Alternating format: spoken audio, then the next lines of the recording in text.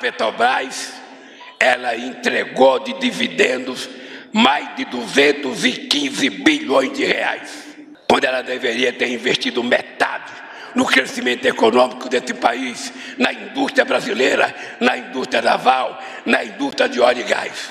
Preço dos combustíveis.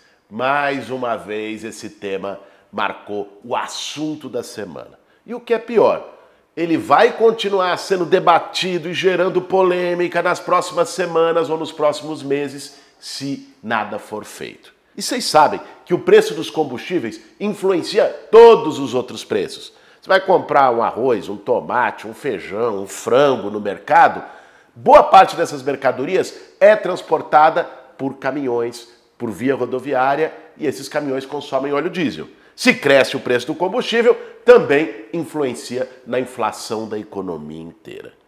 Por isso, nesse Café com Bolos, a gente vai tratar do que está determinando a alta dos combustíveis e o que pode e deve ser feito para que esses preços baixem. Esse vai ser o nosso tema de hoje. E aí, tem tempo para um cafezinho? Para fazer um bom café, meu bem. Olha só, gente, esse gráfico que está aqui na tela, feito pelo jornal Nexo, mostra a variação no preço dos combustíveis no Brasil. Você pode olhar que de 2021 em diante, o preço dispara. Agora, olha esse outro gráfico aqui.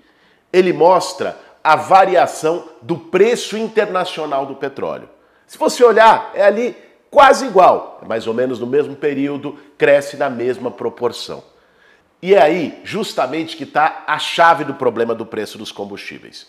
Desde o governo Temer, quando o Pedro Parente foi nomeado presidente da Petrobras, se adotou uma política de preços diferente para a companhia petroleira brasileira.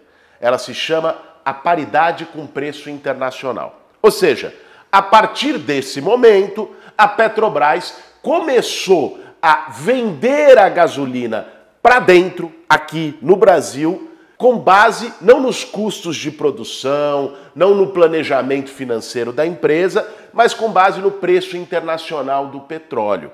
E aí, quando esse preço sofreu uma variação de alta nesse período de 2020 e 2021, isso se refletiu imediatamente na bomba. Mas aí você pode pensar, pô, é natural. Se o preço internacional subiu, vai subir no Brasil, vai subir em todos os lugares. Só que não é bem assim. Essa regra poderia até valer para países que não são produtores de petróleo, que não são autossuficientes. Ou seja, se ele tem que comprar boa parte do seu petróleo de fora, a gasolina de fora, ele tem que usar o preço internacional, porque é esse preço que ele paga. Só que não é o caso do Brasil. Desde a descoberta do pré-sal, nós somos autossuficientes em petróleo. Olha só, pega esses números. O Brasil consome, em média, por dia, 2,5 milhões de barris de petróleo. A nossa produção diária é 3 milhões de barris de petróleo. Mas aí pode surgir um segundo questionamento. Ô, Boulos, esse argumento é muito simplista, porque a gente produz o petróleo cru, o óleo cru, mas a gente não refina tudo aqui. Então a gente tem que importar o óleo refinado, com gasolina, diesel, para poder vender. E aí quando a gente importa, é o preço internacional. Também não é bem assim. Mais uma vez, vamos aos dados. Como eu disse, a gente consome, em média, 2,5 milhões barris de petróleo no mercado nacional por dia. E sabe qual é a capacidade de refino do Brasil? 2,4 milhões barris de petróleo. Ou seja, no caso da gasolina, mais de 90% de capacidade de refino. No caso do óleo diesel, mais de 80% de capacidade de refino.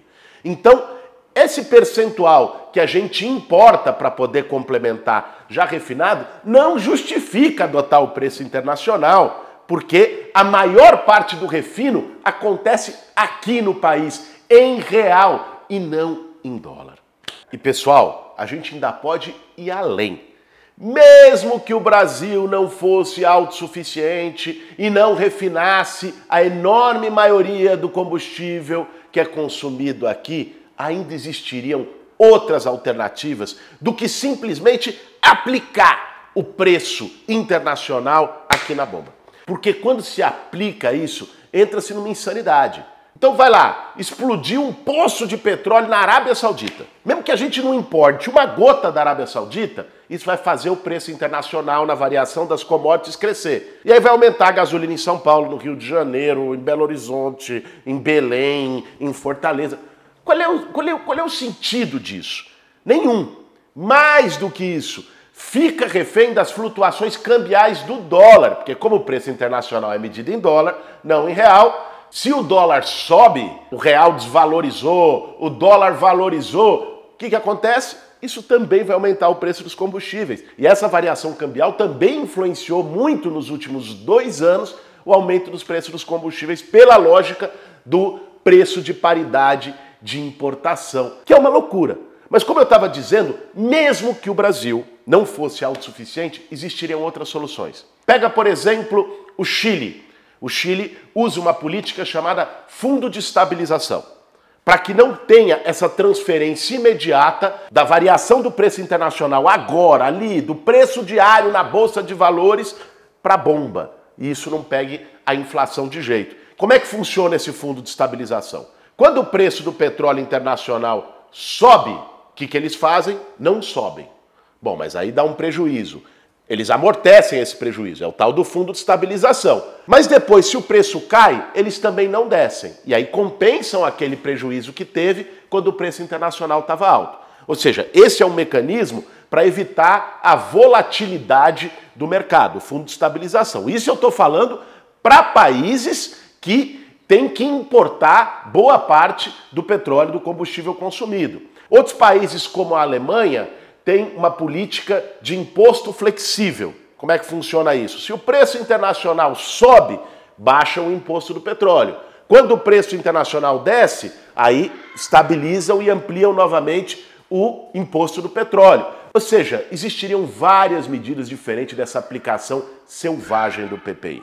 Agora, se é tão simples assim adotar outra postura, por que então que eles sobem o preço dos combustíveis? Será que eles são maldosos, que é uma grande conspiração e tal? Não, gente, nada disso.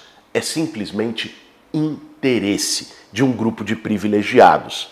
Vê só, quem é que ganha quando a Petrobras mantém o preço dos combustíveis atrelado ao mercado internacional, sendo que o seu custo é medido nacionalmente, em reais, por uma produção que é feita aqui? O lucro da Petrobras só aumenta. E quem ganha com isso são os acionistas da empresa que recebem a distribuição de dividendos no fim do ano. Não por acaso, olhem só, olha aqui essa curva que está aparecendo na tela. Os dividendos, a distribuição de dividendos da Petrobras agora em 2022 foi superior a 215 bilhões de reais.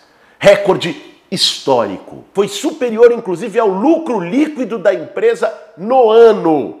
E boa parte desses acionistas nem brasileiros são.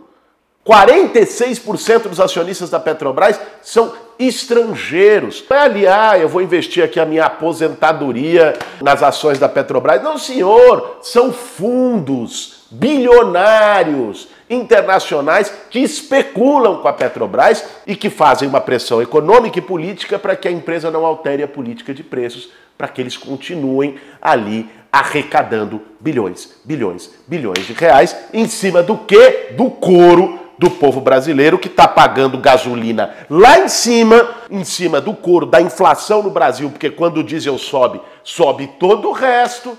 Ô, gente, é isso que está em jogo. O problema é que uma parte da opinião pública, da imprensa corporativa, dos setores políticos e, claro, dos setores econômicos querem manter essa política. E ficam dizendo, não pode mexer nisso, o mercado vai reagir mal. Pelo amor de Deus!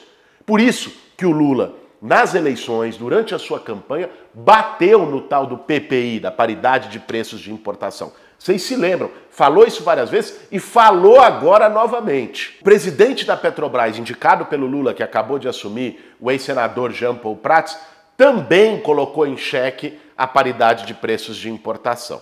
Então, gente, resumo da ópera. O caminho para que a gente tenha uma redução no preço dos combustíveis, não fique refém de flutuações internacionais, é acabar com essa tal da paridade do preço internacional, da paridade do preço de importação. É isso que o Brasil precisa fazer. Ah, mas por que não fez até agora? Existe aí um problema burocrático.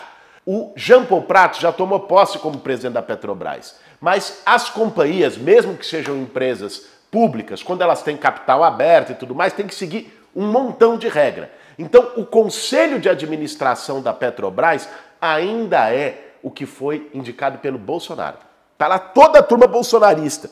E esse tipo de medida o presidente não pode tomar na canetada. Tem que passar pelo Conselho de Administração da empresa. A reunião que vai trocar o Conselho de Administração para ter o novo vai ser em abril, no mês que vem.